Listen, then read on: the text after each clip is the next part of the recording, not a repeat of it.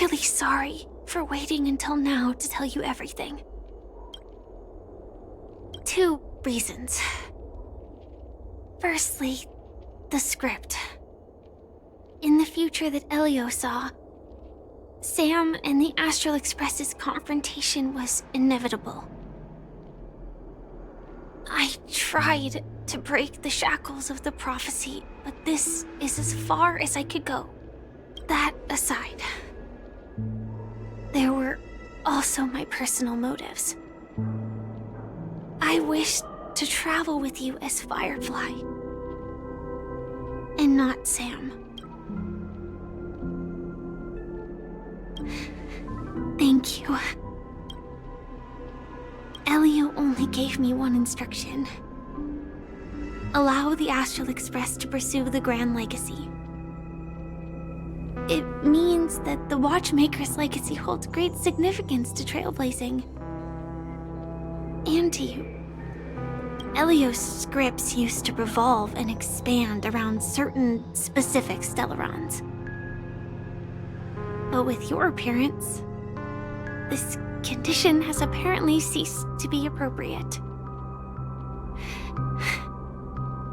Perhaps he also saw the impossible in the future. Do you still remember that medical cabin I told you about? Well, that's Sam. It belongs to the Iron Cavalry of Glamoth's Firmament Frontline. A Firefly Type 4 Tactical Heavy Assault Mech. It is the cradle of my vitality. And the meaning of my birth. And for the longest time it was how I should have looked to the rest of the world. The timescale of Dreamflux Reef differs from reality, so we mustn't lower our guard. You're sensitive to Memoria. A slight misstep, and you could get lost in this memory zone.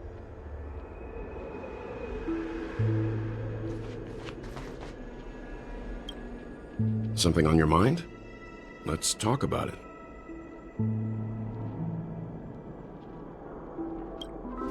No wonder Miss Acheron is so averse to drawing her blade. It's hard to imagine such terrifying power could reside in an ordinary sheath. If it weren't for the fact that Aventurine's power originated from the preservation, the entire dreamscape would have been affected. Don't feel burdened by this. Even without that Stellaron inside you, Aventurine would still have found other methods to accomplish his goal. Let's just believe in Miss Acheron. And given her prowess, I don't think we've got anything to worry about. During your investigation, he shared a vital piece of information. Mikhail, the former watchmaker who collaborated with the family to construct the Penacony we're familiar with today, had a falling out with the family for specific reasons. But this is precisely where the problem lies. You were clearly investigating a murder, so then why, as a security officer, is he changing the subject to talk about his past with the watchmaker? And now, with Firefly mentioning his name again, it's hard not to be suspicious. Before we found you, she'd already revealed her Stellaron Hunter identity and shared a lot of information. Who would have thought that the Molten Knight's true identity was actually a young girl? For her, this is a secret that she cannot allow others to know. That being the case, I think we can believe she's willing to cooperate. But she didn't reveal all her secrets. I just can't shake the feeling that her situation is different from that of the typical dreamer. And I hope that doesn't lead to any dangerous predicaments. I hope you've regained a little composure. We'll move out when you're ready.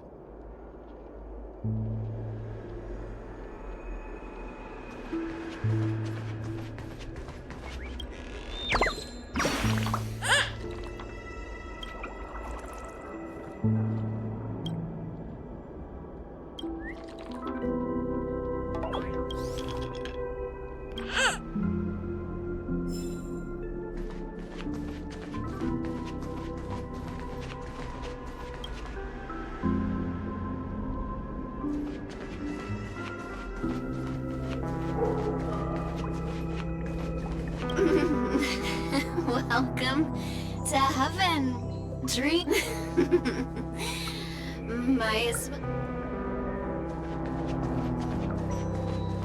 Keep going straight down this alley, and it'll lead to an elevator. It'll take us to the center of the land of the exiles.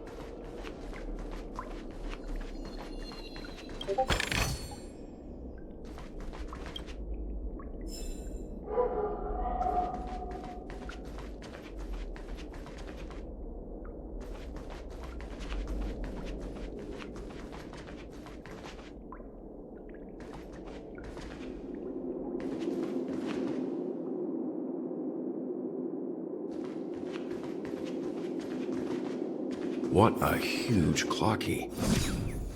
Looks like the watchmaker also left his mark on Dreamflux Reef.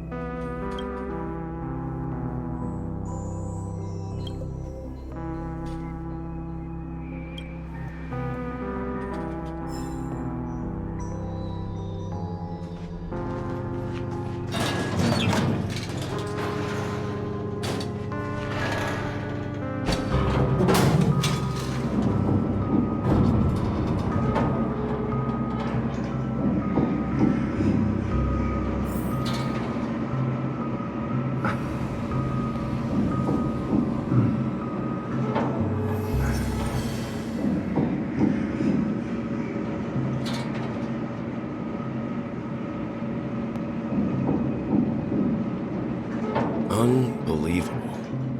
To think there's a settlement of this size within the dreamscape. And all beyond the family's reach.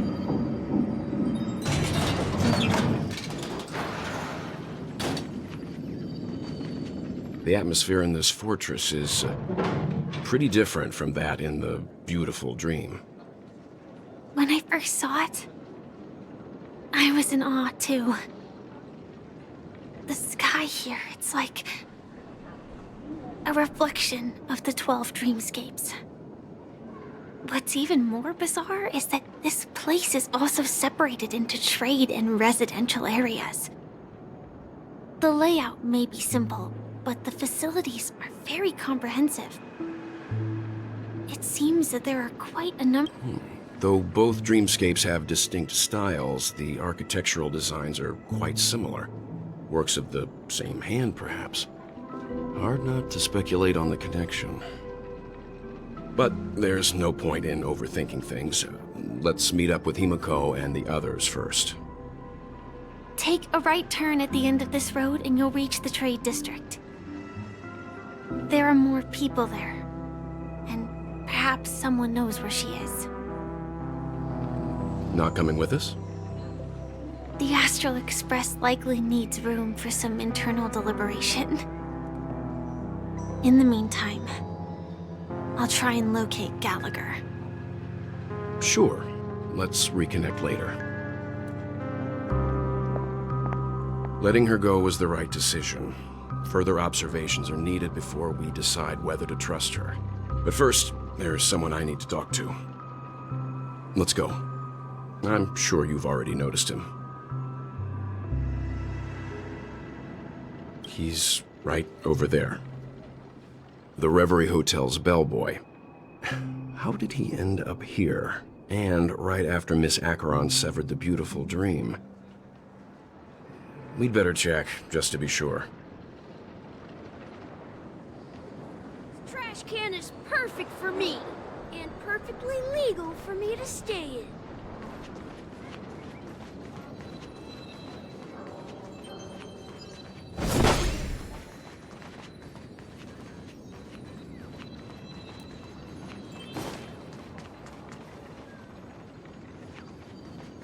This trash can is perfect for me.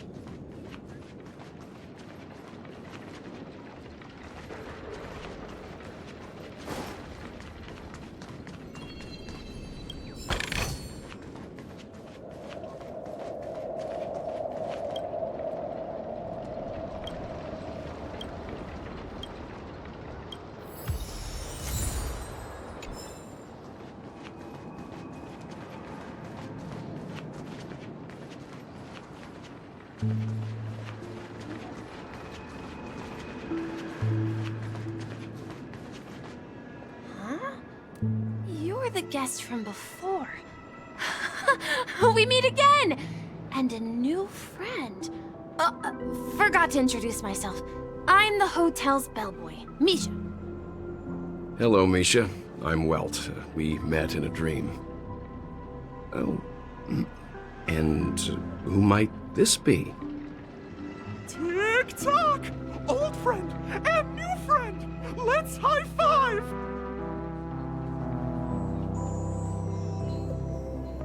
Your, memory zone mean? Nope. Clocky is a good friend of mine. We all live here. How did you two get here? This dreamscape isn't supposed to be open to the public. I wonder if it has something to do with Sleepy. So, this is your home? Yep. After my work in the beautiful dream ends, I'll go back home. Commuting used to be more convenient, but ever since travel became cumbersome, Sleepy started ferrying people back and forth between the two dreamscapes. This Sleepy. Can you describe what it looks like? Sleepy is a memory zone meme. Looks fierce and has many eyes. But it's actually really well behaved. Gallagher's been taking care of it.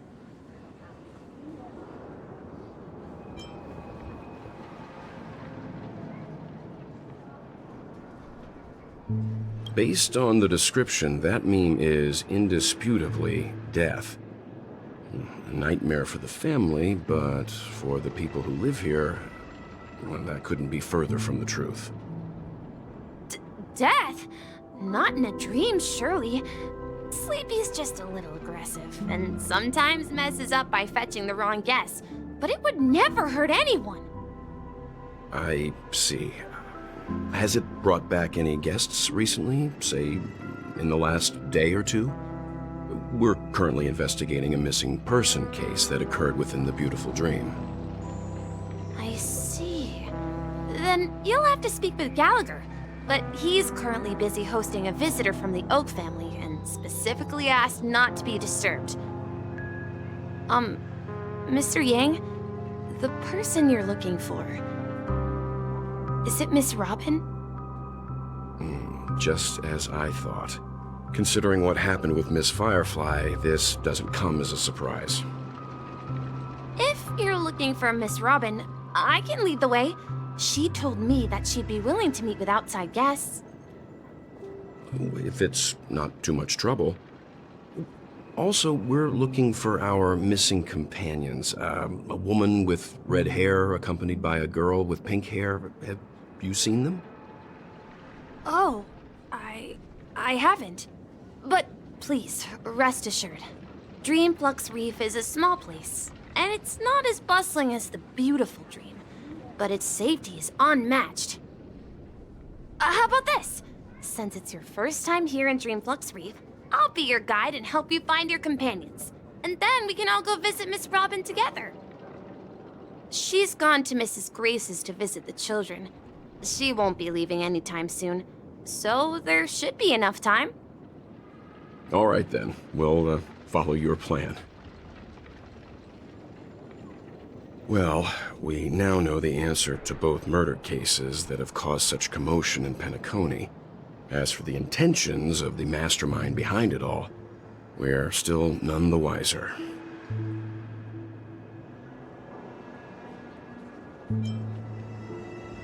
Yes, and I believe their relationship with Gallagher may run deep.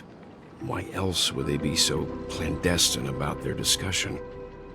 Regardless, we have to find Gallagher. Say, you mentioned before that you saw Clocky that only you could see, right? I can't shake off this strange feeling. Am I really still so young at heart? Forget it. It's not important. We'd better just follow Misha.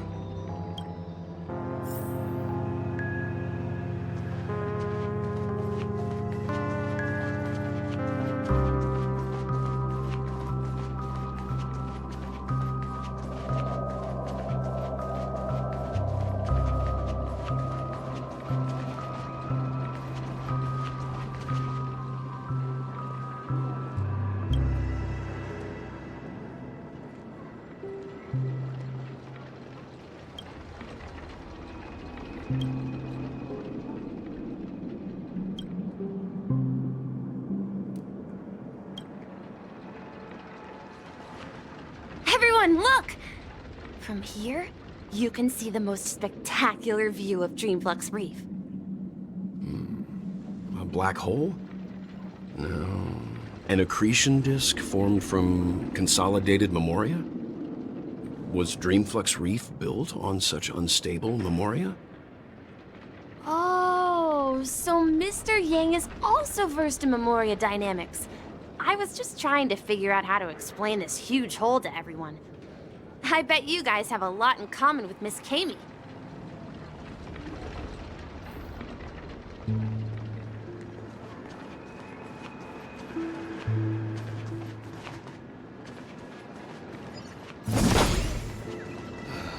I'm just a wallflower.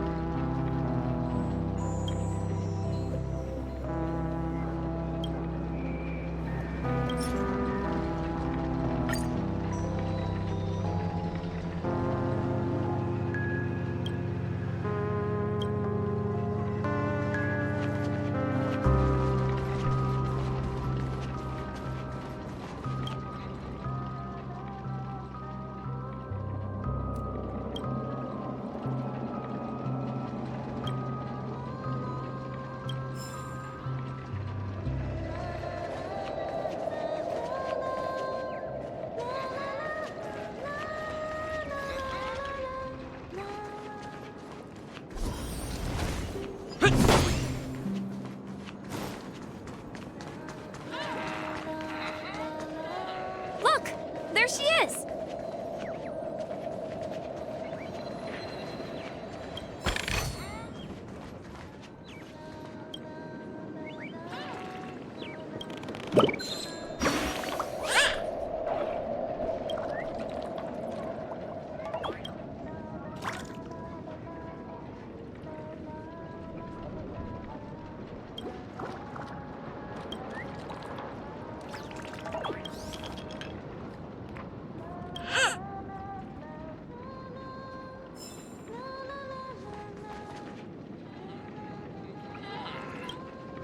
My calculations are finally done.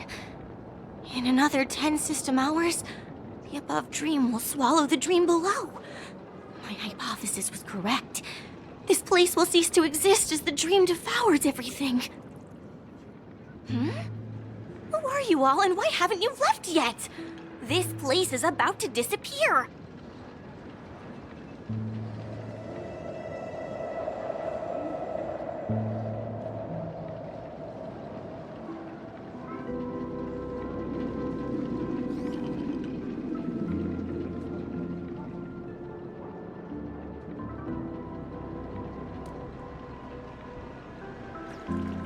I'm Kami, a dreamscape surveyor specializing in Memoria dynamics, and this is my life's work that I'm researching.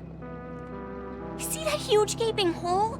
It was just a narrow rift many years ago, but now it's grown into a giant hole. The surrounding Memoria has been flowing towards the other end of the hole at a constant velocity, slowly but surely. But the scary part is, according to my calculations, the flow rate of Memoria has recently changed, and it's faster than ever before. It's almost as if something is sucking it in from the other side. By constantly improving upon Madame Rosalina's Memoria measurement method, I've finally obtained accurate results. After 10 system hours, the Dreamflux Reef will cease to exist. Just like the melting of glaciers, everything will crumble and disintegrate. The dreams on that side of the void will fuse into one. Please don't worry. This sort of thing has happened many times before. Miss Kami isn't a bad person. She's just a bit lost in her own world. She'll probably realize she's wrong soon enough. You don't say. There was something else that piqued my interest. Who is Madame Rosalina? Oh, do you know her too? Or are you also a fan of Memoria dynamics? We're very interested in Madame Rosalina's achievements. Could you tell us a little more about them? Why, of course! She's an excellent scholar of Memoria dynamics, and the first person to apply Memoria rate measurement methodology on interstellar travelers. Regrettably, due to the presence of the Garden of Recollection, ordinary people don't pay much attention to the nature of Memoria. She departed this world without much fame, leaving only a few thin journals behind. I came to Penacony to learn more about my idol, and went to great lengths to seek out Dreamflux Reef, all because this is her final resting place. Prodigies always meet their demise prematurely. If only Madame Rosalina had more time, she would have discovered a way to reverse the flow of Memoria. I felt it. The source is in the golden hour. There is a certain anomalous presence stirring the currents of the memory zone. I must uncover more concrete proof. I must convince everyone. Does the name Madame Rosalina sound familiar to you? That's right. It seems like she did a great deal of research and calculations in Dreamflux Reef before abruptly passing away. Miss Kami regularly mentions her. I hear Madame Rosalina passed away during the prison war. She could see the Penacony of today. Its people building homes in the memory zone. I bet she'd be really happy. Correct. Our destination is the commercial district. That's where the largest crowds gather in Dreamflux Reef. We might be able to find the others there.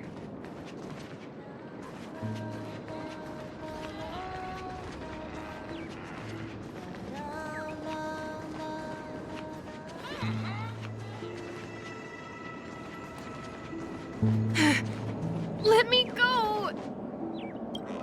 Please, come here.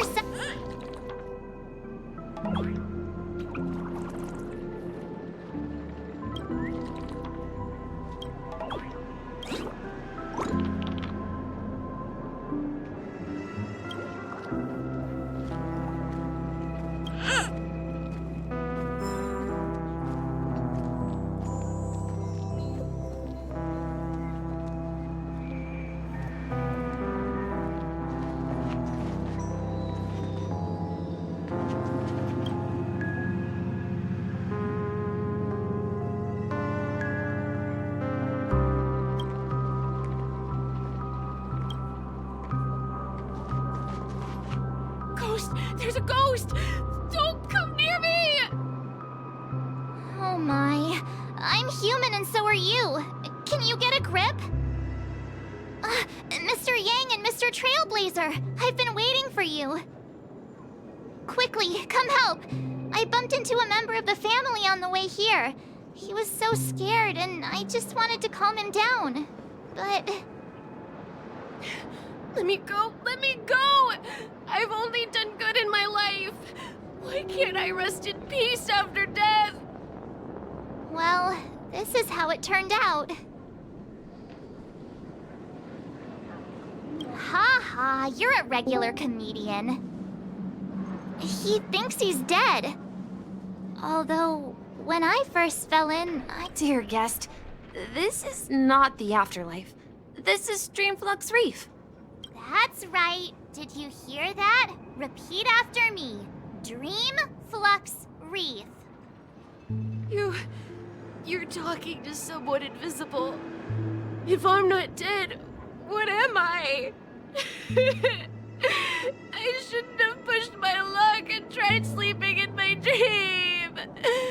Curiosity kills the Papashi. Stop asking! You'll alert the monsters!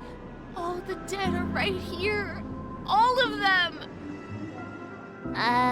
You're not talking about the memory zone meme, are you? Don't say that name! It's all your fault. They're coming!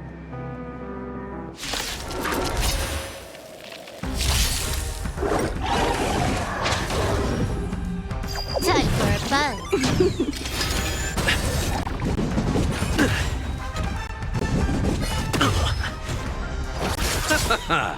The dead return! Still waters of oblivion. I weep for the departed. It too shall fall.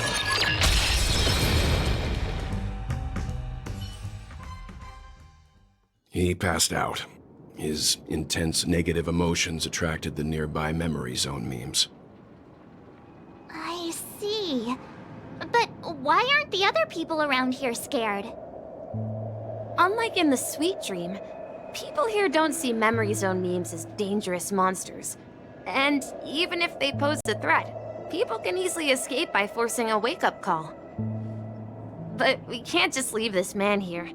Can we take him somewhere safe? We can ask Jessie for help. I've gotten to know many locals while waiting for you guys. Everyone here is living a self-sufficient life. I don't know how to describe it, but this place feels like the real dreamscape. No, at this rate of...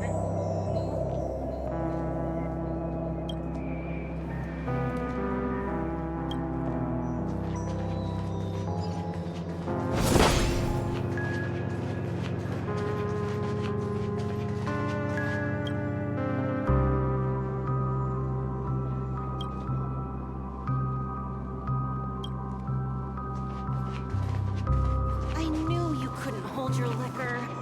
Tried to warn you, too.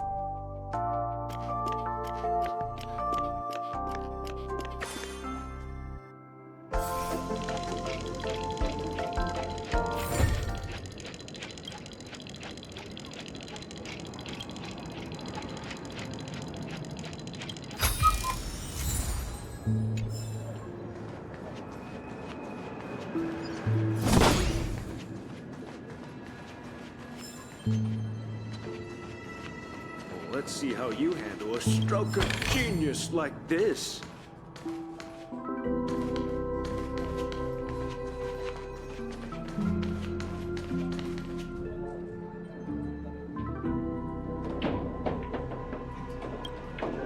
Evening, Jessie. Is it evening? Welcome, Miss March. Who might these be? These two are my friends.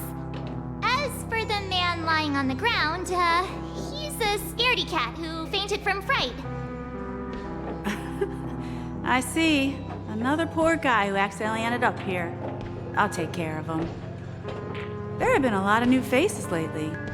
Things must be tough in the beautiful dream. The few remaining havens of freedom in Asdana will soon face trouble. Do such things often happen here? Not really, but they're becoming more frequent now. Guess it's one of the signs of the Sweet Dreams collapse. This man has had quite the shock. Could you help me find a Halovian lady, March? Her songs can heal mental wounds. A Halovian lady? That must be Robin. She's also here in Dreamflux Reef. Huh? Robin? But I thought she... Oh, right. If Firefly is here safe and sound, then it means Robin must be okay too. Misha is about to take us to her to find out what happened. But before that, let's meet up with Himiko. You were with her earlier, right? We met some stowaways in the residential area. Most of them came from neighboring star systems. I heard that places like Dreamflux Reef are scattered throughout the memory zone of Asdana, like islands in the ocean. They existed before the family arrived. I also heard that when Dreamflux Reef took shape, it was the center of all dreamscapes in Penacony. If that's true, it's no wonder there are so many similarities between this place and the Sweet Dream. Himiko must be gathering information. Let's hurry up and get going.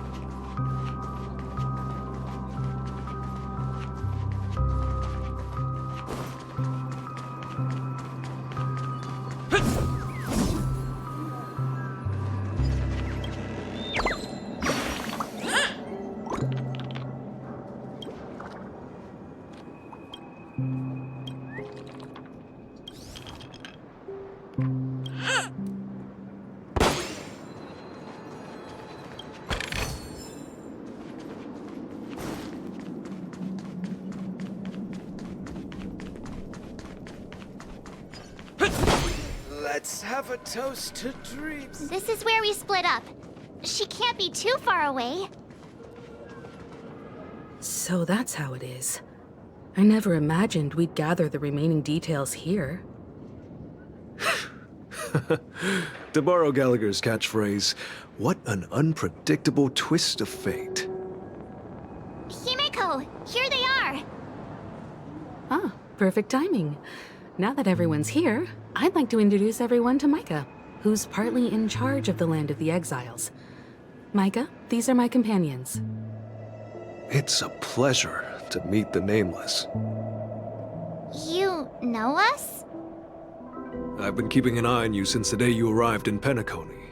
We would have met under more appropriate circumstances if Dreamflux Reef hadn't been isolated from the 12 dreamscapes. Please, allow me to formally introduce myself. I'm Micah, the Gravekeeper of Dreamflux Reef. Gravekeeper? Life in Dreamflux Reef is pretty liberating. Everyone here mostly keeps to themselves, without meddling in others' affairs. My daily task involves cleaning a few tombstones. You're too modest, Micah. When lost dream chasers stumble upon this place, you're the one who takes care of them, guiding them back to the sweet dream, or showing them how to survive the wild dream chaos. So, guardian of sorts. Were you talking to me, Mr. Yang?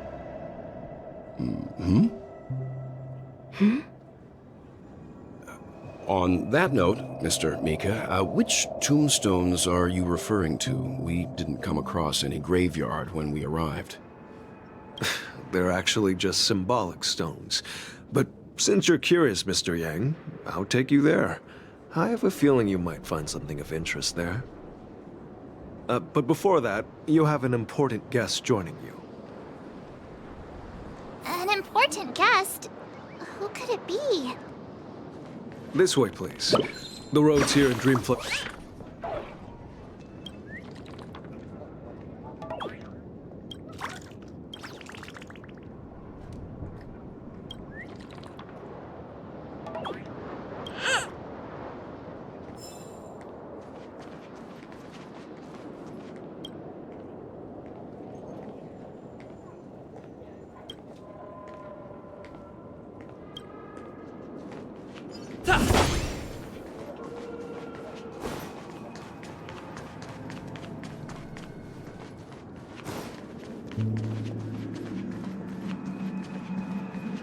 I remember when this place was all hustling and bustling.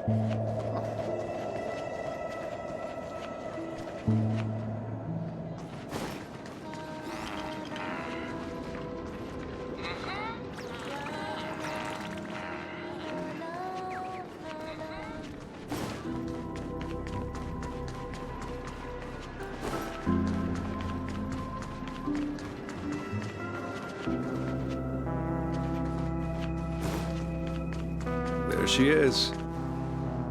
It really is her! Miss Robin! Everyone sang so wonderfully. It's not often that I tried this music style, but I've gained some valuable insights from it. Oh, I can't thank you enough, Robin. Well, these kids have made incredible progress in only a few days. It was nothing, Grace. I merely taught them how to sing. It was you who brought hope into their lives. Life must be quite difficult for them in reality, I imagine. That's right. Whenever it's time to say goodbye to these kids, they're reluctant to leave.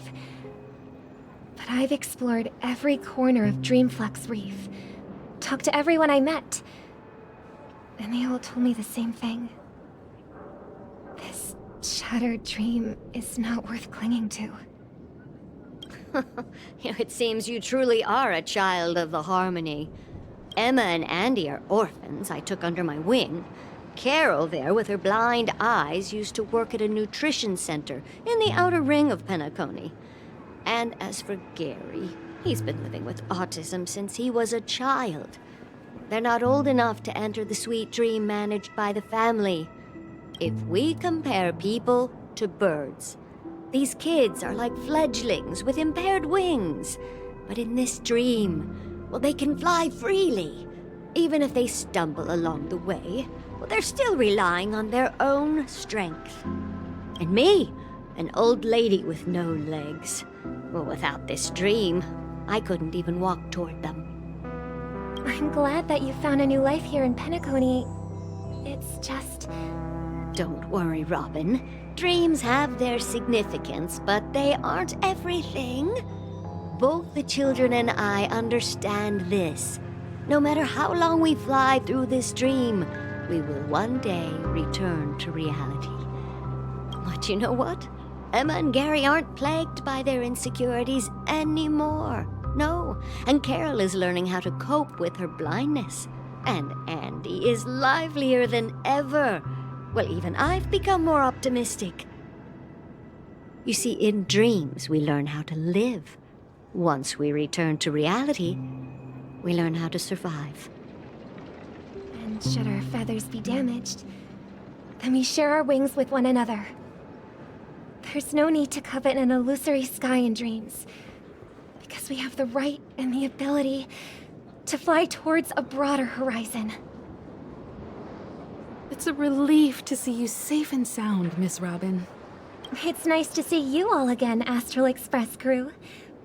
I heard my disappearance caused quite the commotion out there. I'm really sorry about that.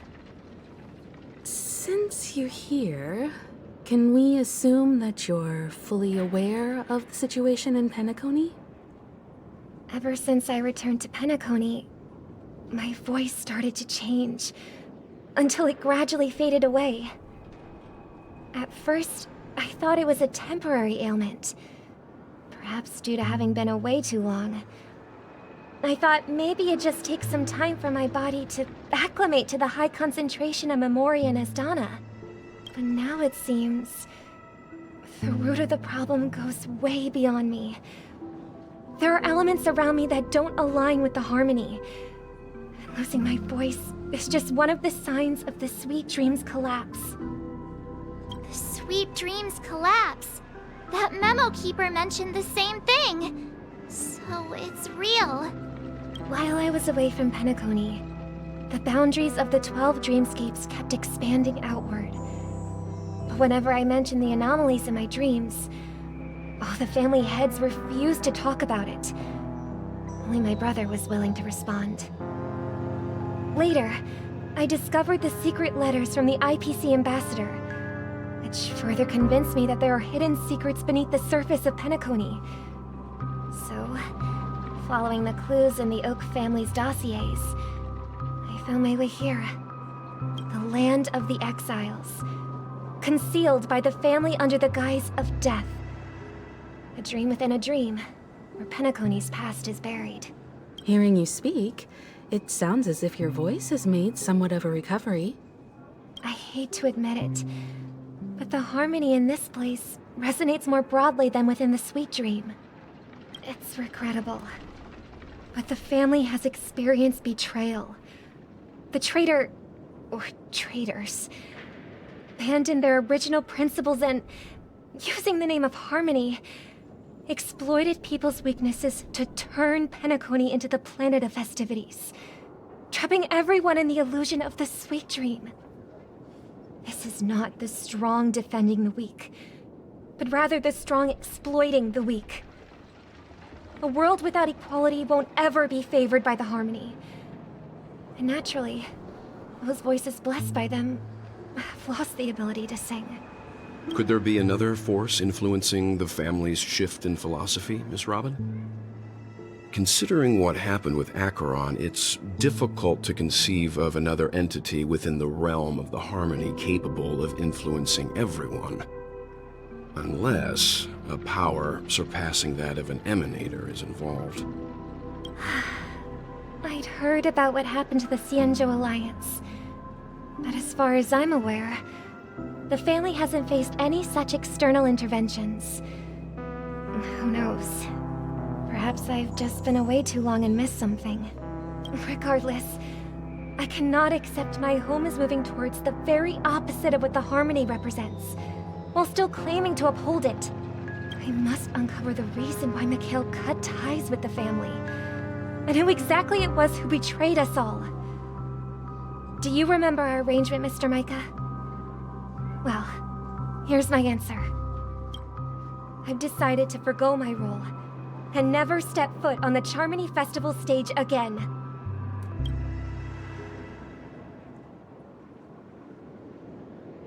Look here, brother. A little bird.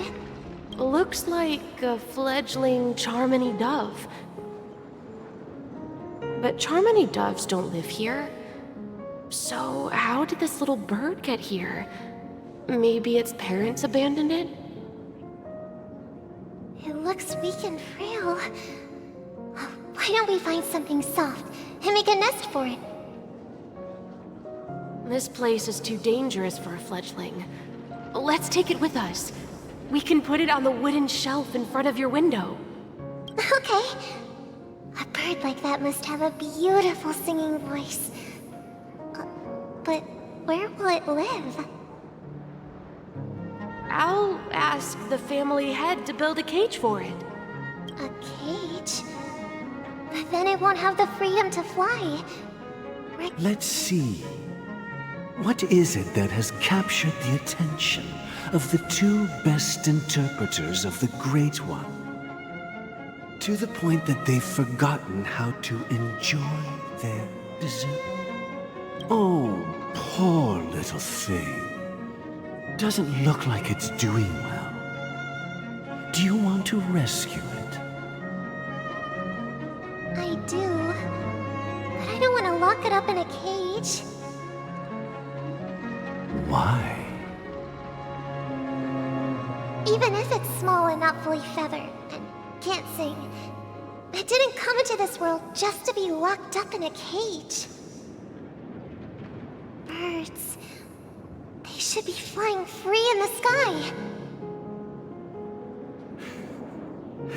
That's quite the romantic idea.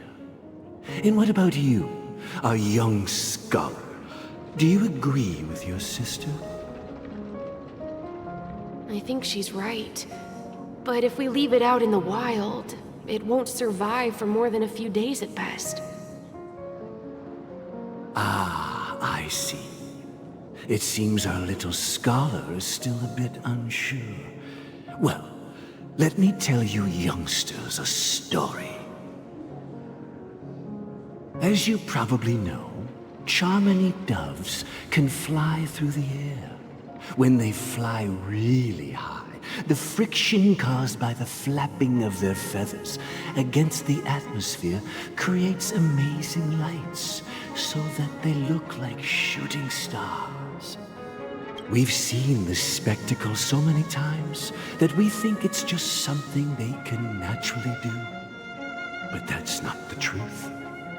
Their radiant display is the result of countless struggles against nature over generations.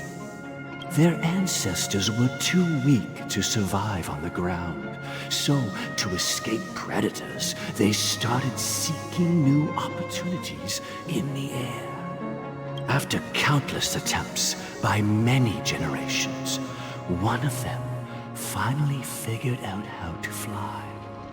It soared into the sky and never looked back at the ground again. So, you mean birds aren't born to fly, but they find a way to do it through their determination, right? Well, that's an idealistic way of putting it. So, what are your thoughts, Sunday? I think people believe birds are meant to fly because they've never seen those birds crashing to their death. That's an interesting perspective. So, have you decided what to do with the bird now? For now, I'll keep it in a cage until it can take care of itself because I want it to live, no matter what. Well said, kids. It seems each of you has found your own answer. Your insights are truly remarkable. And I hope they come true in their own way. We will take good care of it. Won't we, brother? Yeah, but Mr. Gopherwood, there's one thing I don't quite understand. And what might that be, my son? What if this little Charmony dove never learns to fly in the end? I mean, if there are fledglings in this world that can never fly throughout their lives, should we let them go back to the sky, only to see them crash to the ground and die? Talking in your sleep, Birdie?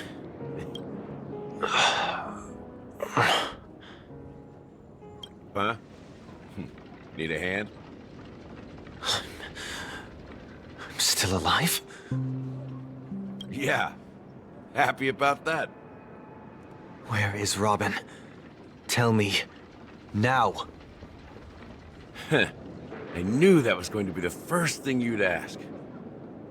Don't worry, your sister is here, safe and sound. She's probably walking around the streets now. If I were you, I'd be more worried about myself. After all, right in front of you is the guy who just stabbed you in the chest with a dagger. If you wanted to kill me, you wouldn't give me the chance to speak. Just tell me your demands, lackey of the Watchmaker. So, you figured out who I am, huh? No wonder you had the guts to go against the Dream Master and the Four Families. Looks like I made the right choice. Choice? You are aware of my plan and see through my act. Time is running out, so let's drop the charades. I'm suggesting we cooperate. Cooperate? What makes you think I'd cooperate with you? The fact that the famous Robin has chosen my side. Plus, some clues about a traitor and a bright future for Penacony. Any of that catch your interest? I find it hard to believe a man who's full of deception. Fine. You don't have to trust me. What you should trust is the sense of justice inside of you. Show me Robin first. All right, as you wish. Here she is. Huh? What's your trick this time? Just kidding. I mean, this lady will lead us to Robin, right? And the crew, too. There are too many people who you owe an explanation. That'd be great. Please follow me, Honorable Oak Family Head. Now, all the actors are on the stage.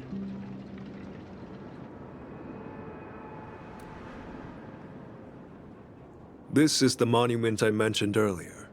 The names inscribed on it should be familiar to all of you. Rosalina and Tiernan. When Penacony was known as a frontier prison, it was the Trailblazers who connected it with the stars. They were the heroes who saved Astana, and their names deserve to be immortalized, not just on the small stone tablet, but in the annals of history for all of time. However, today, the planet of festivities is nothing but sweet dreams. That heavy piece of history is all a distant memory. Just like that prison. If their names are inscribed here, then that means... According to Micah, they died long ago. Rosalina was killed during the War of Independence. She ventured alone into the heart of the star system to investigate the flow of Memoria, but she never returned. Tiernan was a skilled gunslinger, strong and reliable. He led the people through countless battles, but he didn't live long enough to witness the arrival of true peace. In the decade following the war, Penacony faced challenges internal and external.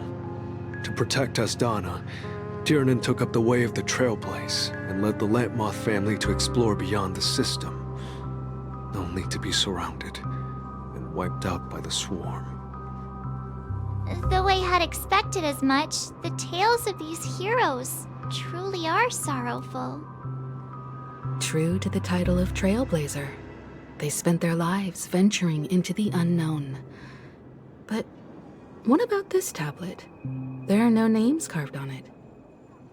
When Dreamflux Reef was created, its owner was still alive. However, he insisted on erecting a monument for himself, saying that it will happen someday. Here we meet again. Everyone from the Astral Express. Robin.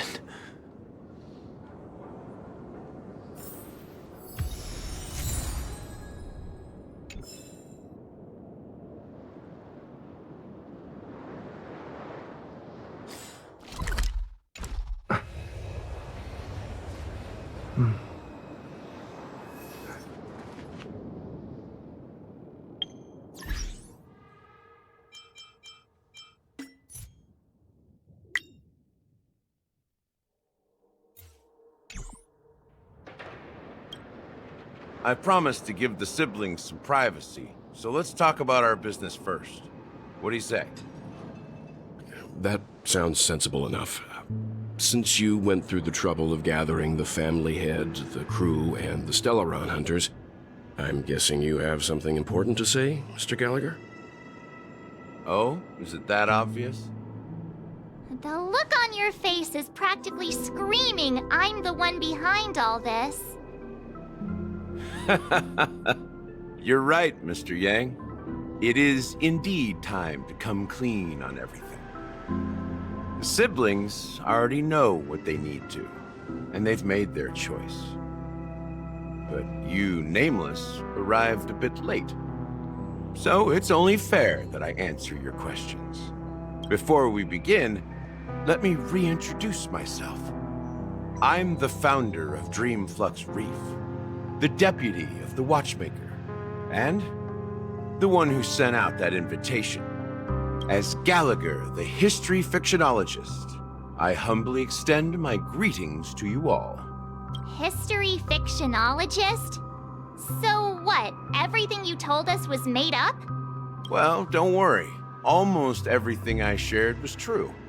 Well, except for the part about the family accepting me back. I double-checked with Micah, and everything he said about the family, the Watchmaker, and Mikhail is true. Thank you for your understanding.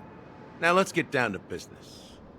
I'm sure you're all wondering why I went through the trouble of setting up this battle for the legacy, inviting different factions and stirring up a ruckus all over Penacony. Well, it all boils down to something very familiar to all of you. The Stellaron. The Stellaron? But how is that possible? Penacony is a free-flowing interstellar hub. There are no signs of contamination whatsoever. You're totally correct. So, care to take a guess at what that means?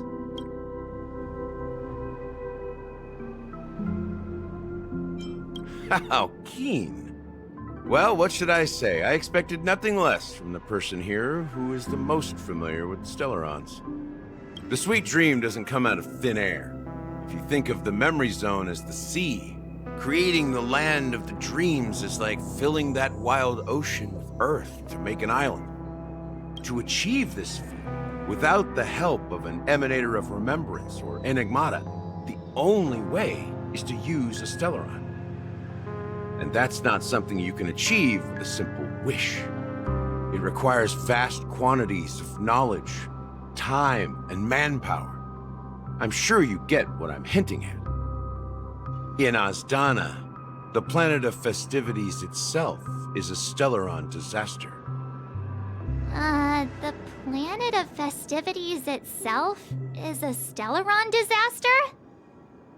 It all started a long time ago, back when the Watchmaker and his crew liberated the frontier prison. They faced countless challenges as they began building Penacony from the ground up. That's when the idea of using the Stellaron came into play. The Stellaron first entered the Azdana system during the war. The Nameless warned everyone against the folly of attempting to tamper with such a power, and most heeded their words. But there are always people in the shadows with ulterior motives. The turning point came after Tiernan's death. With 2 of the Nameless gone, the Watchmaker had to go to the front lines. It was at that moment his rivals saw an opportunity. By the time a representative from the Montour System's family arrived at the Watchmaker's call, the Stellaron had already been activated and was seeping into the primordial synesthesia dreamscape. And I suppose the family happened to possess the knowledge to seal the Stellaron? Not just that. They knew far more about the Stellaron than the average person. They helped Mikhail swiftly quell the civil unrest and played a part in building Penacony under the disguise of the Harmony. Those 3 eras were known as the Age of Dreaming. The Watchmaker, who had been left in the dark, sent out invitations across the universe, spreading the hype around the land of the dreams. Then, how did they turn against each other? Remember the island in the ocean metaphor? The truth is, the Stellaron was never truly sealed. It existed in a different form within the dreamscape. Think about this. What would it cost to create and maintain such a lavish dreamland? It's people's lives. The opulent dream is built upon the decay of spirits, with a toxic elixir called pleasure flowing through the dreamscape. It tempts people to indulge in the dreamscape, and gradually their minds succumb, becoming nourishment for the sweet dream. Confusion, laziness, and cowardice, weaknesses that plague humanity, were magnified and nourished by the family. Penacony became a new kind of prison, even more impenetrable than the previous one. Sadly, we realized this far too late. By then, the family had a firm grip on Penacony, swiftly quelling any opposition that arose. At my wit's end, I had to use the power of the Enigmata, and sought refuge in this chaotic realm. Over the years, I created a meme within this dream for our use. Dormancy. That's its real name. We exploited a loophole. You see, regular people can't fall asleep again while they are inside the dreamscape. So this is the true meaning of the impossible. You sent out invitations in the Watchmaker's name to find forces capable of resolving the Stellaron disaster and draw them into Penacony to uncover the truth. It's not just that. Above all, I wanted to see what happens when the major factions engage in a struggle for the legacy. Since this is the Watchmaker's first announcement in decades, the traitor within the family is bound to reveal themselves. So, the legacy is just a facade. If you want to consider the Stellaron as the legacy, I'm totally fine with that. If that's the case, where is the Stellaron now? That's a question for Mr. Wings. The Stellaron is still under the family's control, and as the head of the Oak family, I'm sure he holds all the answers.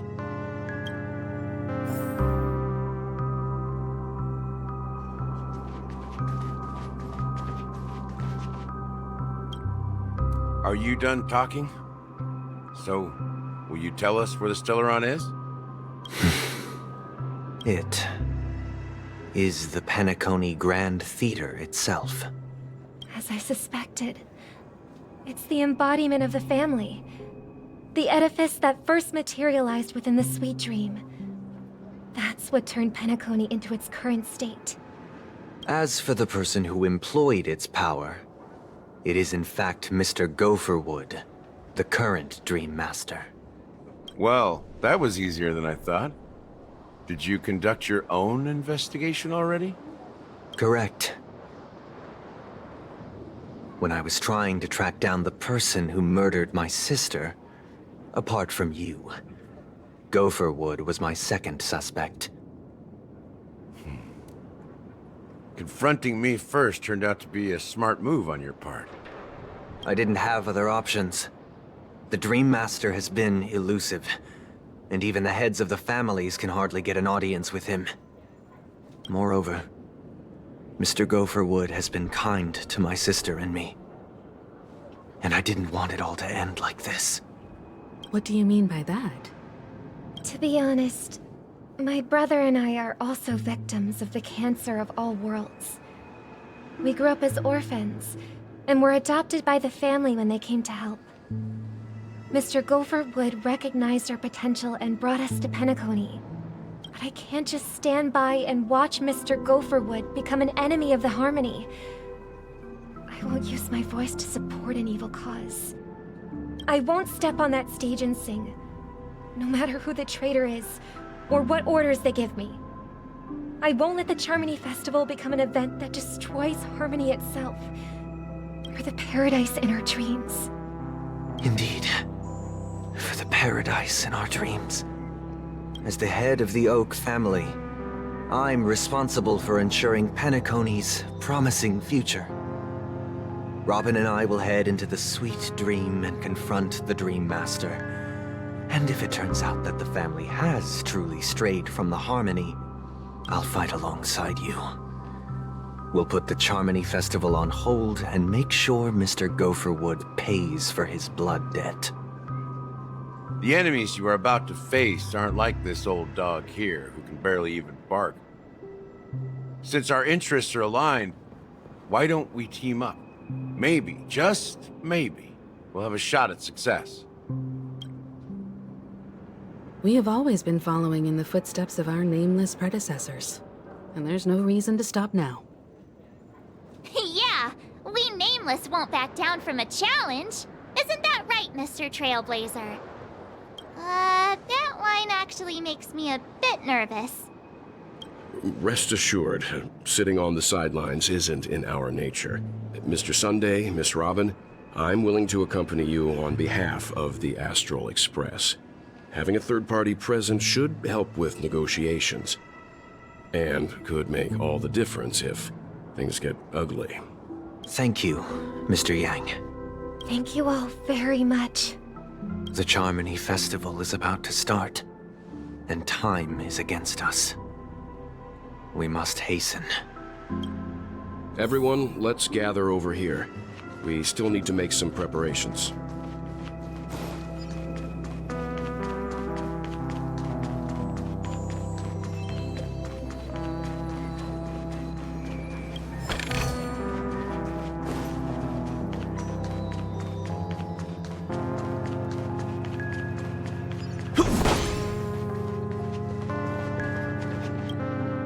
I may have been quick to step up to the plate, but confronting the Dream Master could be a very dangerous affair. Huh? Even you're saying that, Mr. Yang? How powerful is that Dream Master? He's the leader of the families of Penacony, and he has the entire power of the Harmony behind him, not to mention the Stellaron in his possession. We must proceed with great caution. Maybe you can just stay behind this time, Mr. Yang? No, that won't do. Even if we count Robin as an ally, something felt off about Mr. Sunday just now. Although, I can't quite put my finger on it. I have to make sure he won't turn against us when things start to get dicey. You're still carrying the keepsake the IPC envoy gave you, right? May I borrow it for a moment? Huh. I knew it. As I suspected, this chip Aventurine gave to you is actually a miniature transmitter. If I'm right, he intends to use it to track your location or contact you when needed. As it so happens, this may actually be of some use in the current situation. Aventurine? Is he still alive? And And what does he have to do with our mission to confront the Dream Master? Remember what I said earlier? Working with the IPC is a way to keep the family in check. If negotiations go south and the family show their true colors by going after the Stellaron, I'll use this transmitter to send a message to the IPC. It'll be just the opportunity the IPC ambassador was hoping for. The only question mark in all of this is Aventurine's current status. But the IPC is always listening, especially senior strategic investment department heads like him. Getting the message across shouldn't be a problem. Good luck to you, Welt. Well, you take care too. If anything goes wrong, don't worry about me. Just make sure to seal the Stellaron. Spoken like a true hero. Even if the Dream Master is innocent, the family's corruption runs deep. I won't make the same mistake Mikhail did. Let's wish him the best of luck. Don't you have something else to tell us, Gallagher? Why would you say so? Before we departed, the conductor asked us to inquire about the 3 nameless in Penacony. We've already collected intel about Rosalina and Tiernan, so the only one left is Legwork. If I'm not mistaken, we've already met him somewhere, haven't we? It's not enough to say meet, but the answer is pretty obvious. After all, I've hinted at it in quite an evident way. I've been watching over you ever since I received the reply from the Astral Express, and I've seen the great effort you all put into linking different realms together across the cosmos. And now, after getting this far all in one piece, you have truly proven yourselves. Miss Himiko, were you the one who repaired the Express and got it sailing through the cosmos again? Yes. And you two, young Nameless, you have very interesting life stories and extraordinary skills. I don't know much about my life story, but I do have extraordinary skills. You're full of energy.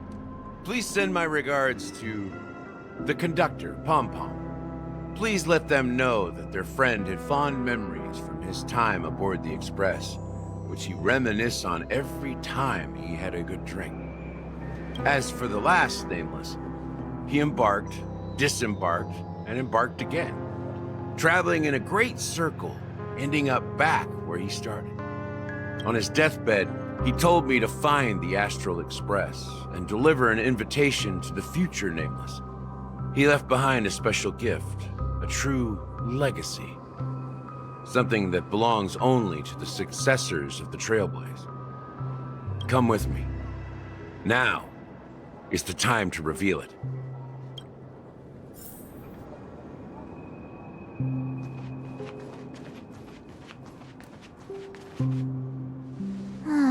Back here again. Sometimes I feel like you're still alive, old friend.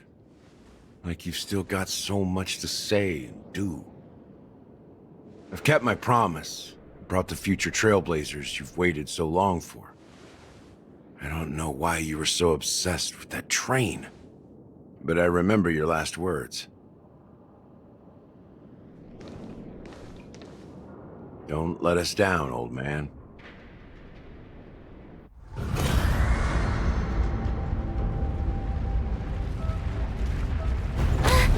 What's happening?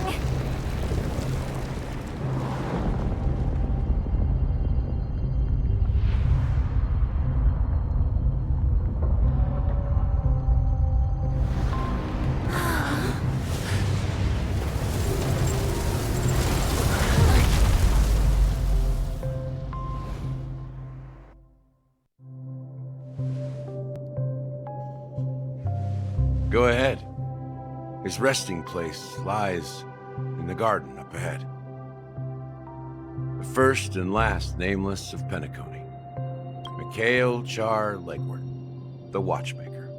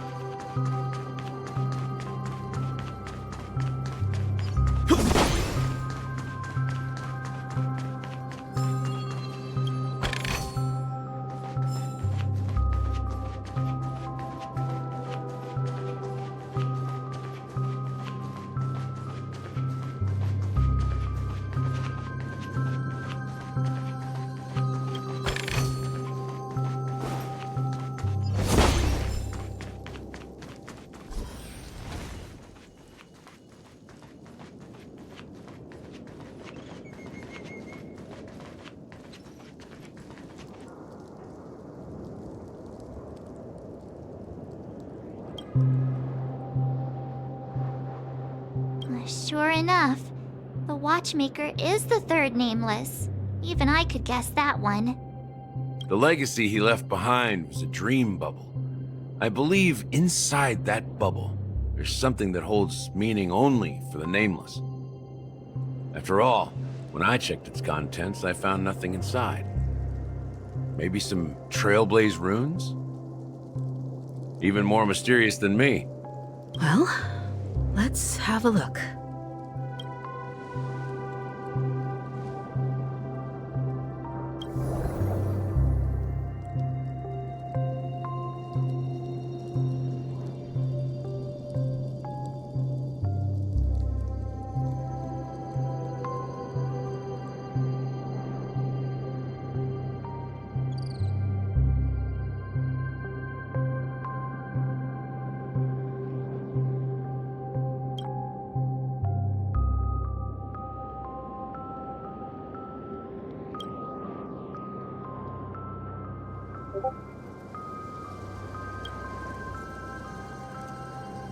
Wait, what's going on? Seriously? There's nothing inside this dream bubble? How could a dream bubble be empty?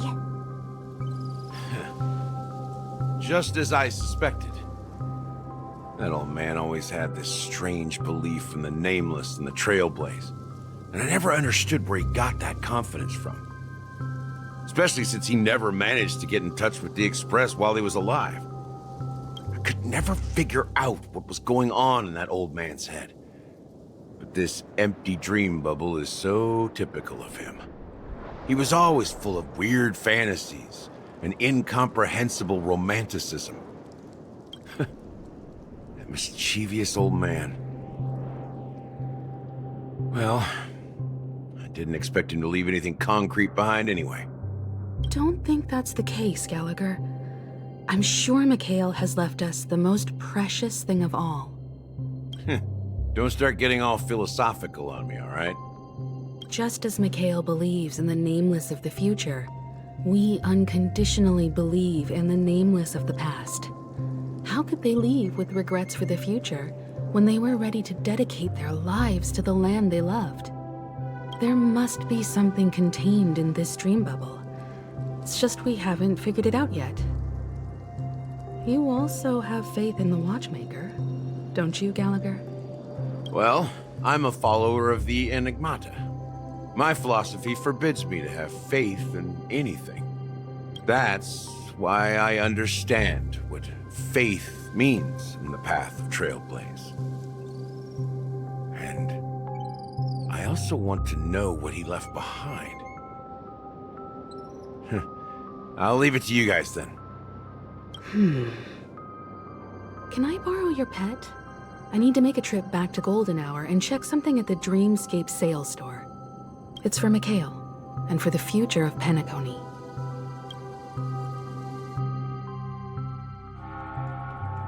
Welcome to the Reverie Hotel. How may I help you? Greetings. We're the Nameless from the Astral Express, and we'd like to check in. The Astral Express? But I thought... Yes, my companion's already checked in. My name is Dan Hung, and I believe my personal information is recorded in your system. I see, but your companion said you wouldn't be coming due to a change of plans. Now the plans have changed again. And you are... Me? I'm Pom Pom, a new Nameless who's also with the Astral Express. He's my fellow Trailblazer. We responded to the family's invitation before he boarded the Express, so he wasn't registered in your system. Is it possible to accommodate him as well? Oh, I see. Another one of the Nameless had a similar situation. Seems like a lot of people are joining the Trailblaze these days. Since there's a precedent, it shouldn't be a problem. Just give me a second to contact your companions. I'm sorry, dear guests, but it seems I'm unable to reach the other members of the Astral Express. What do you mean by unable to reach them? My apologies. This is the first time I've encountered a situation like this. However, the system indicates that those guests are still in the dreamscape. How about this? Give me their room number, and we'll go check on them ourselves. I'm afraid that's not possible. I need to verify both of your identities before I can share any guest information. How about you just wake up someone? Let's say, Welt? I'm sorry, but there are strict rules regarding forced awakening. It cannot be done without the proper clearance. So nothing works, huh? What's your solution then? Are you saying we sleep here? At the reception? Please be patient. We need to contact your companions in order to confirm your identities. And now it seems you need to confirm our identities before you can contact our companions. It seems so. Oh, fudge!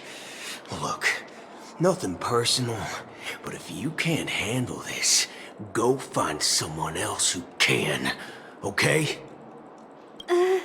Please calm down, dear guests. I do recall that Mr. Sunday, the Oak family head, personally handled this issue earlier. Oh, please wait a moment while I contact him. I don't think she's trying to give us a hard time. She really just doesn't know what to do. I have a bad feeling about this. You tried to contact them on the Express earlier, but they didn't respond. Something doesn't seem right. I need to leave for a moment. You can stay here with the receptionist. Sure thing. Just don't keep me waiting forever. Don Hung seems pretty worried about his companions.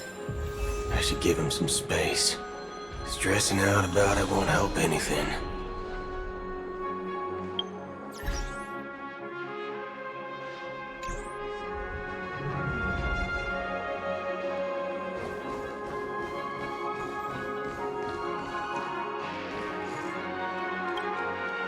The Charmony Festival is about to start! I'm so excited! Hey! You guys here for the Charmony Festival too? Well, I didn't come all the way here specially for the festival. Honestly, I don't really even know what it's about. But I heard it's a lot of fun! Well, back in my homeworld, Anaria, we have festivals like that all the time. My dad threw me a birthday party one time that was just as extravagant as the Charmony Festival. Oh, come on! The Charmony Festival is a once-in-an-Amber-era event! How can a birthday party compare? Well, you never know, right? Maybe on her world, birthdays only happen once in Amber Era. Anyway, let's forget about that. Have you heard about the, unsettling things happening in the dreamscape? Unsettling things? What could possibly go wrong? It better not ruin the Charmony Festival! I've been looking forward to it! Relax. With a big event like this, there's bound to be lots of gossip and rumors. Don't worry. If anything does happen, the family will be on top of it. Oh, that's a relief.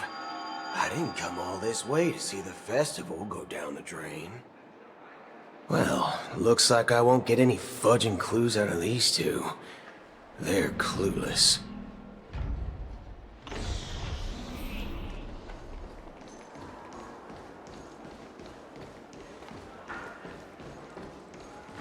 Face... Greetings. I'm Cody of the Bloodhound family, head of security for the hotel. How may I assist you? Hello. So, there's something I wanted to ask about. I've been hearing some unsettling rumors about certain incidents that might affect the Charmony Festival. Do you think there's anything to be worried about? I've traveled all the way from the Hayaii Federation, and I don't want my trip to be ruined. What do you mean? Wait. you haven't heard? I'm not sure where you heard those rumors, but they're completely baseless. I can assure you, as a representative of the Bloodhound family, that everything is going smoothly for the Charmony Festival. At present, all of the families are focused on making sure the festival starts on time. Even the Dream Master himself has arrived. So don't worry, your trip won't be in vain. That's a relief to hear. She doesn't appear to be acting. So, it seems that even the hotel staff are out of the loop. Back already? Hasn't she returned yet? Nope. I'm starting to wonder if sending her to contact Sunday was a good idea. Neither the staff nor the guests seem to know anything about what's happening in the dreamscape, and wherever we go, all we see is people enjoying themselves. Definitely not a good sign. I agree. Another unusual thing is that the Oak family is supposed to be in charge of organizing the council and managing everything inside and outside the dreamscape. However, I walked around the hotel but didn't meet a single member of the Oak family on such an important day. Well, I'll be forked. If I remember correctly, the head of the Oak family is that Sunday guy, right? We shouldn't linger here too long. Let's go back to the Express for now. Not so fast. Have you ever robbed the IPC, bro? If you run away now, everyone will be chasing after you. Are you suggesting we sit here and do nothing? I wouldn't say do nothing. But let's stay put for now. Even if the family has ulterior motives, they couldn't have anticipated us showing up here. We're the surprise factor for them. They don't want to attract unwanted attention from certain outsiders, so they won't do anything reckless. See? The IPC lackeys are keeping a close eye on this hotel. If I were a family member, I'd find an official excuse and keep the surprise factors here. If we just wait here, that would be like walking into their trap. Of course, we don't need to walk into their trap. I gave a backup plan to the memo keeper. If it turns out we won't be allowed to enter the dreamscape, she'll order a drink for me in the VIP lounge at the hotel. In reality... a secret signal. That's right. Oh, a concrete object can indeed help the memo keeper establish a connection with you. But Boot Hill, if you have more backup plans in the future, I hope you'll let me know in advance. I'm sorry, but it's one of my quirks. I have too many unreliable friends. And if I reveal that I have backup plans, things can go awry. And that would leave all backup plans completely useless. How do we get into the VIP lounge? This is where my street smarts come into play. Ooh, this dream's quite crowded. Make sure to stick together. You're the lobby manager, right? Yes, I am. How may I assist you? We're the Nameless from the Astral Express. We wanted to check in, but there's something wrong with your system. The lady at the front desk said she would contact the manager, but now she's nowhere to be found. Now, we've been waiting here forever, without any food or water. What the fork, man? Is this how the family treats its guests? Is this your idea of street smarts? Starting an altercation? It's called standing up for your rights. I apologize for the inconvenience. Please wait while we try to contact Mr. Sunday. I'll arrange 2 premium seats in the VIP lounge so you can Rest there while you wait. See? Just like that. Just don't call yourself nameless next time. Wow, this bar's something else. Certainly worthy of the planet of festivities.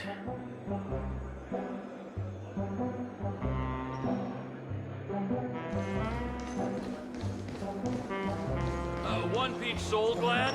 Shake it. Good evening, gentlemen. Hey, I have an order for a bottle of Hasdana's White Oak. Can you help us find it? Hasdana's White Oak? I think there might be a misunderstanding. We don't serve that here. Oh, no way. Are you sure you're not mistaken? If someone had reserved such a beverage, I would definitely remember it. It sells for hundreds of thousands of credits per bottle, after all. I couldn't afford to cover for such an item if it were broken or lost.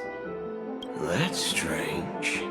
Well, could it be that the memo keeper couldn't afford it? Then what should we do now?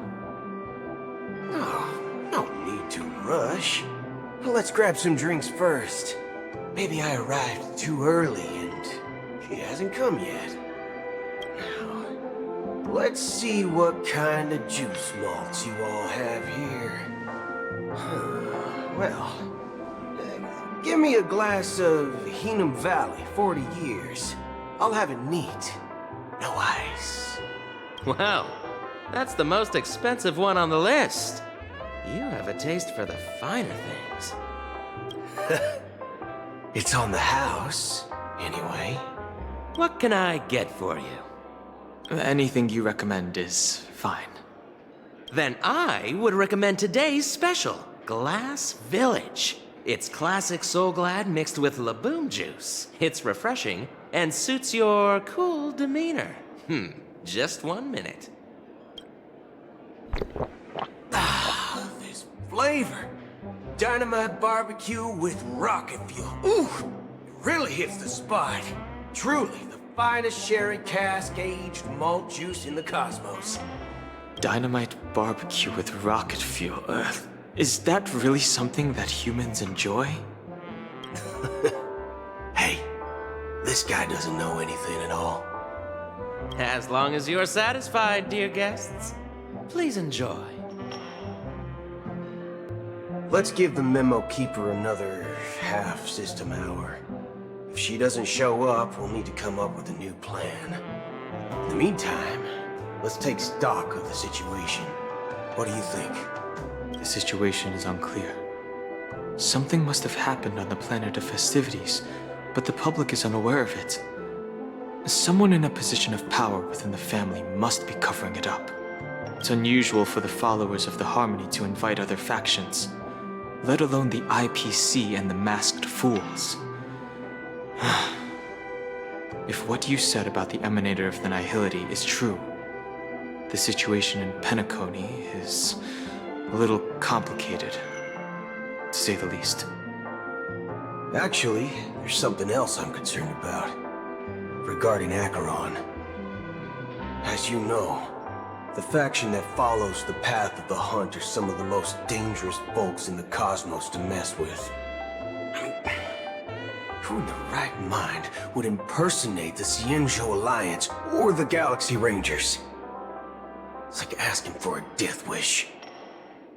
Isn't there a saying among the Cienjo people that the Rainbow Sect lets their Lux Arrow do all the beating? Talking. Do all the talking. Well, you know what I mean. Even though the Galaxy Rangers have been out of sight for years, we've been keeping an eye on this region. Even the dumbest criminals know better than to mess with the Annihilation Gang, much less the Rangers. But that Acheron lady, she doesn't seem like a lunatic at all. On the contrary, she's highly logical and organized. She knows exactly when to hold back and when to strike without mercy. And you believe that someone like her would have an ulterior motive for impersonating a Galaxy Ranger? I'm not entirely sure, but I do have my suspicions. Maybe she knows a Galaxy Ranger, or perhaps she's trying to lure us out for some reason, which I can't figure out. Anyway, what worries me more are the anomalies within the family. They've summoned followers from various paths for the festival. No matter how generous such a gesture is, this move seems highly unusual. Unless the invitations weren't sent by them. If that's the case, it's even more intriguing that the family insists on organizing the Charmony Festival, despite the chaos. Maybe it's Shipei the Harmony pulling the strings. You find it beyond human understanding because it wasn't arranged by humans at all. People do stupid things out of irrational impulses. They abandon their principles when self-interest is involved. They believe in things they know they shouldn't, and fudge, they even break their own rules. But Eons don't. They stick to their determined path and never turn back, even if they reach a dead end. You think Shipei's will is behind all this? It may not necessarily be Shipei, but there's definitely some higher entity involved. I know it may sound pessimistic, but if human free will were reliable, why would we even need Galaxy Rangers? It's much simpler when you boil it down to the eons and paths. Like how Lon always follows the path of the hunt, or how the Express stays true to the Trailblaze despite Akavili's disappearance. But in my opinion, Akavili's fall holds significance for the Nameless. Oh, so you're saying the Nameless now have to take responsibility for their own choices because their absolutely right leader is gone? Exactly. I believe the purpose of the journey isn't just about following a path that's always considered absolutely right. It's more about doing your best to choose the right path for yourself among countless possibilities, even with limited insight and judgment. I don't know what you've been through, but I agree that people must take responsibility for their choices, because no one else can do it for them. That's why the Galaxy Rangers need to uncover the imposter and figure out her true intentions. Just in case. I have a backup plan if the Memo Keeper doesn't show up. This is my final backup plan. I promise. You sure have a lot of cards up your sleeve. Well, going back to my old career would make things a lot easier. By the way, when you were walking around the hotel, did you happen to see any important-looking guests? What's your plan? It's simple. We just grab some hostages and use them as bargaining chips with the family. Or maybe we can even take their identities. No need for that. We'll return to the Express now. Wait. Are you getting scared? Draw your weapon. Let's make a big scene. Are you leaving, esteemed guests? Would you like to cancel that Asdana's White Oak you just ordered? Huh? Asdana's White Oak? But didn't you just say... Ha ha. Looks like you are a bit intoxicated, esteemed guests. You ordered a bottle of Asdana's White Oak just a moment ago. Looks like your Memo Keeper friend has finally arrived. Oh, right. Sorry, my memory's not the best. You know, too many modifications and all. Anyway, let me check. Well, fork me. It says Donna's White Oak, all right. And there's a note. I'll be waiting for you on the Astral Express. No mistake. That's her message to you. She knew the hotel wasn't safe, so she suggested we find another place. Well, looks like we took a detour, but now it's back to the Astral Express. So, what are we waiting for? Let's go. You're back? 2 guests just boarded saying they were looking for Boot Hill, so I told them to wait in the parlor car. Oh, just in time. 2 guests? Yeah, or 2. Look, we welcome all passengers on the Astral Express, but sneaking in like that, you have no regard for etiquette. My apologies, conductor. It was an oversight on my part. I assumed you were already acquainted with the garden. Given the chaotic situation in Penacony, the Nameless are the only ones we can truly trust right now. You are the Memo Keeper. Pleased to meet you, Dan Hung. I've seen you in others' memories. And as for Boot Hill, this is our first face-to-face meeting. I hope you enjoyed that bottle of Astana's White Oak. You sure have a refined taste. Finally, Memo Keeper. Well, let's cut to the chase. Spill everything you know. That's precisely what I intend to do. But before that, please allow me to introduce myself. My name is Black Swan, and I serve the Garden of Recollection as a Memo Keeper. As for Acheron's story, I'm sure she knows it better than I do. Greetings. I'm Acheron. What? You Garden of Recollection shirtbag! You betrayed me! I apologize, but she did that at my request. Due to certain reasons, I have been exiled by the family. Thankfully, this Memo Keeper came to my aid and helped me escape their surveillance unnoticed. To be honest, it was more like stalking than helping. And the process was far from unnoticed. But we did escape. I asked her to guide me to a place beyond the family's reach and to contact a few trustworthy individuals. Namely, all of you. Trustworthy? Son of a nice lady. You think I'm dumb or something? How about this? I'll put a few bullet holes in your head and see what secrets spill out. Then, we can talk about trust. It doesn't have to be like that. I'm willing to answer all your questions, but not right now. If my cover hadn't been blown, we might have had more time, but at the moment, we don't have any other options. No other options? What do you mean? This is the only way I can ensure everyone's safety. I kindly request an immediate warp jump out of the Astana star system. This passenger is requesting...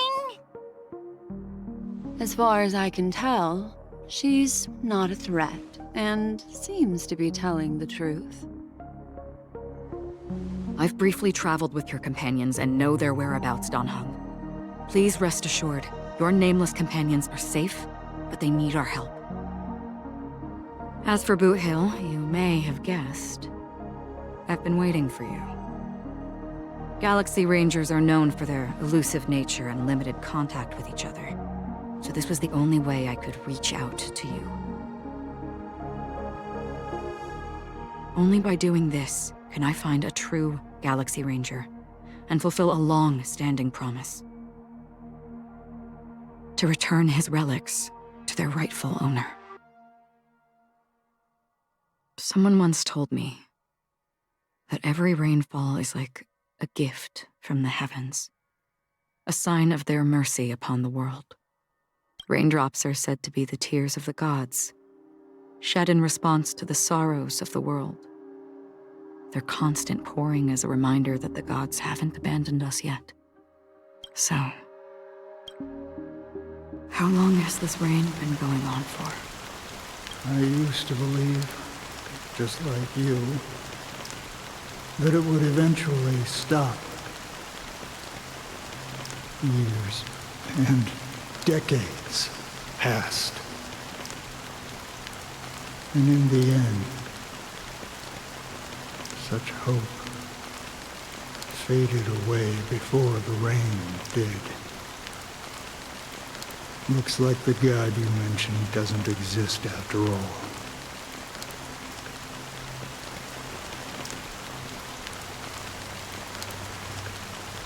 Well, let me share a story with you. Mortals who walk the paths are like sailors on a vast ocean, leaving behind a trail that creates countless ripples of possibilities. These ripples last longer than the fleeting lifetimes of humans. And for some, their presence leaves such a strong mark that it's reflected in the waves. Like those shadows on the ocean.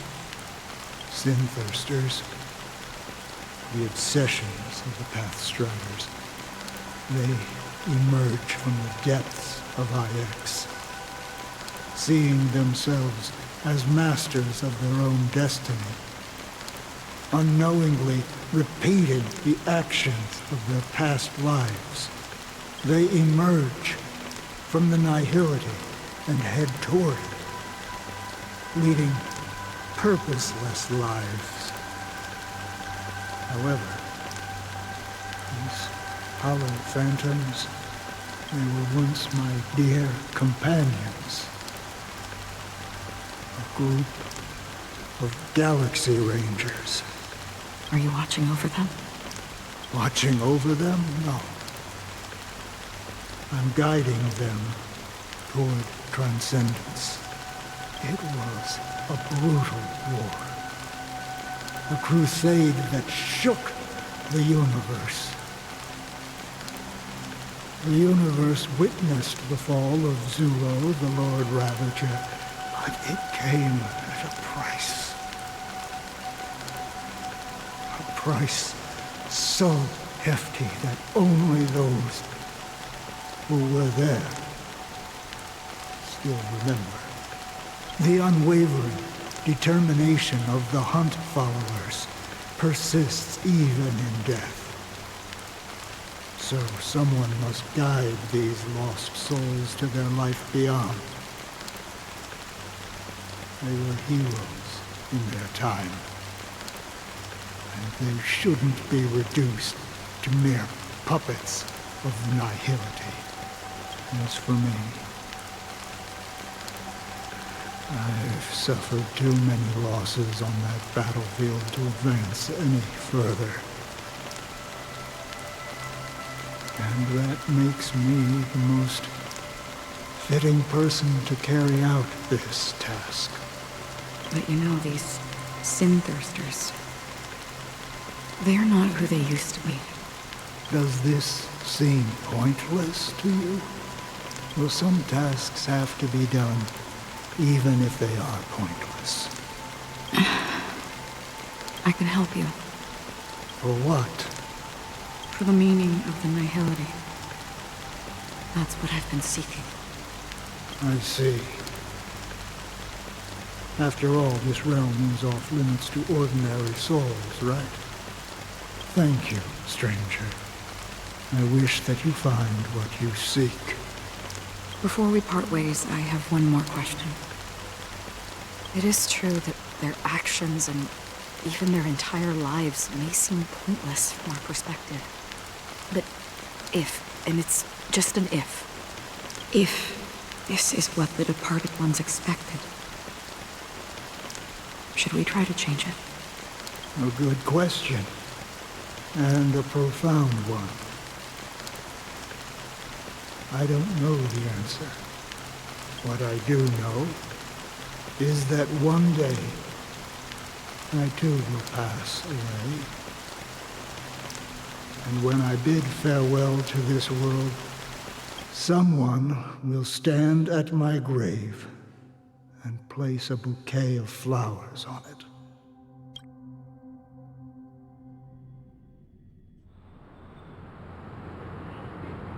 When I appeared as a child, my speech, mindset, and soul reflected immaturity and innocence.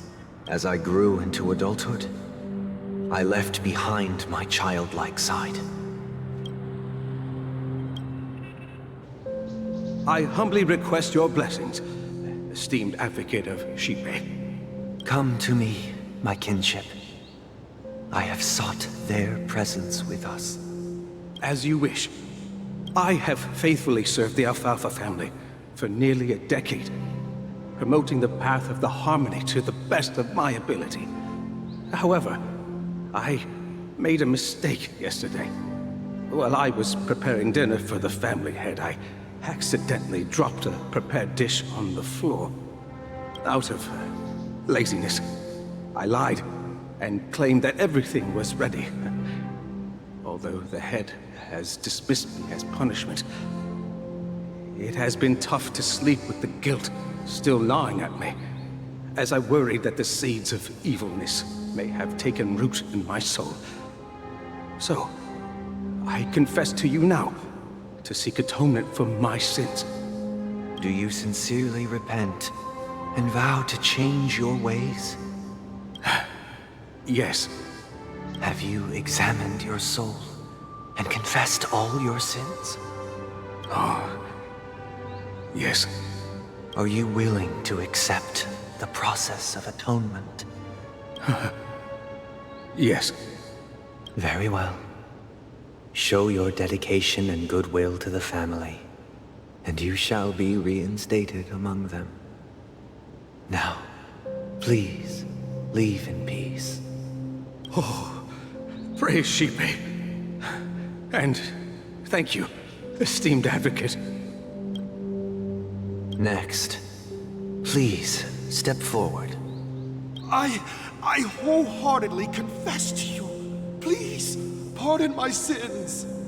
Rest assured, I have implored their presence to be with us. As long as you are sincere, absolution will be granted. Oh, great. You know, I arrived in Penacony as a stowaway. I sold everything to get a ticket. My house, my land, and my 2 children. I see. Please, go on. My children were starving, and I hoped they'd have a chance at survival if they became slaves here. If I can strike it rich here, I'll lift them out of that situation and give them the life they deserve. But the Bloodhound family got wind of it. They're on my tail, hunting me down. I thought I could bring my kids here. It was all my fault. All my fault. The family is ready to forgive all sinners. I'll ask the Bloodhound family to cease their pursuit. You don't need to live in fear anymore. Oh, thank you. Thank you. I'll work my hardest to redeem my children and make them part of the family. Praise the harmony! Next, please step forward. Hey! Long time no see, Mr. Sunday. The most esteemed individual in Penacony, and the next leader of the Oak family, right? I have sought their presence with us. Let us proceed. Sure. Let's just get this over with. I have sinned. Please forgive me. I wasted half a pizza at breakfast, and a bottle of Soul Glad. That's it. Nothing more. Can we wrap this up? I've got a Robo-Ball game to catch, you know?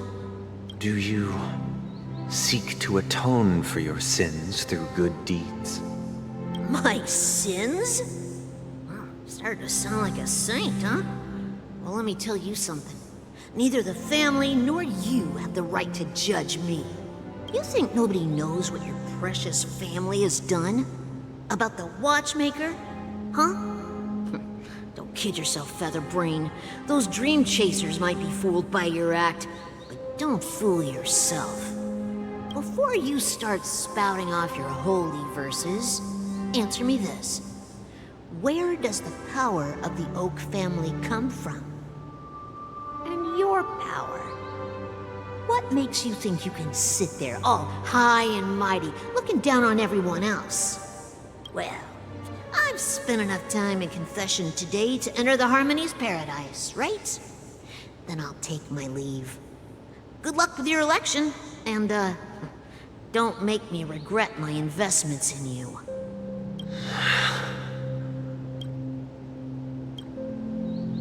Oh, revered triple-faced soul, hear my doubts. Who can judge the strong when their power hides their crimes? Who can vouch for the weak when they will pay any price to survive? Who can comfort the purest souls when even they get led astray? If the strong defending the weak is truly the foundation of paradise, then who is responsible for the suffering and anguish in this wretched world? Brother? Brother? Brother, are you all right? I'm fine. I've been working long hours, and I just made a trip to Dreamflux Reef and back. So, I'm a bit out of sorts. But it'll all be over before we know it. You've been working non-stop on the Charmony Festival, Mr. Sunday, and no one could have predicted this incident. Even if the Stellaron does pose a grave threat, I still feel sorry for all the trouble we've caused you. No need to worry about troubling anyone. The Charmony Festival was meant to spread joy and harmony across the cosmos. But now that we know the truth, I'm afraid we'll have to cancel it. It has always been our wish to make everyone happy, so... we'll do our best to explain everything to the Dream Master. I'm sure he'll understand. Even if the negotiation does not go smoothly, I'll refuse to go on stage. Without the Chordmaster, the Harmonious Choir would not arrive, and the Charmony Festival would be just a grand performance, and nothing more. I'm relieved to see your determination. You know, since arriving in Penacony, we haven't had any contact with this Dream Master himself. I'd heard of the heads of the 5 major lineages, but the Dream Master is a mystery to me. The Dream Master rarely grants an audience, even for us. But, given the urgency of the situation, he's agreed to meet us in person. Perhaps you'll be the first guest to meet the Dream Master in years, Mr. Yang. Let's hope we can reach a consensus that satisfies everyone. Indeed. Let us hope so. It's about time. We'll have to get ready for the meeting. I apologize for any inconvenience caused by the urgency. Don't worry. I'll be waiting here. Dear, it's Mr. Sunday! Hey, come over here! Looks like someone needs help. Let's go check it out.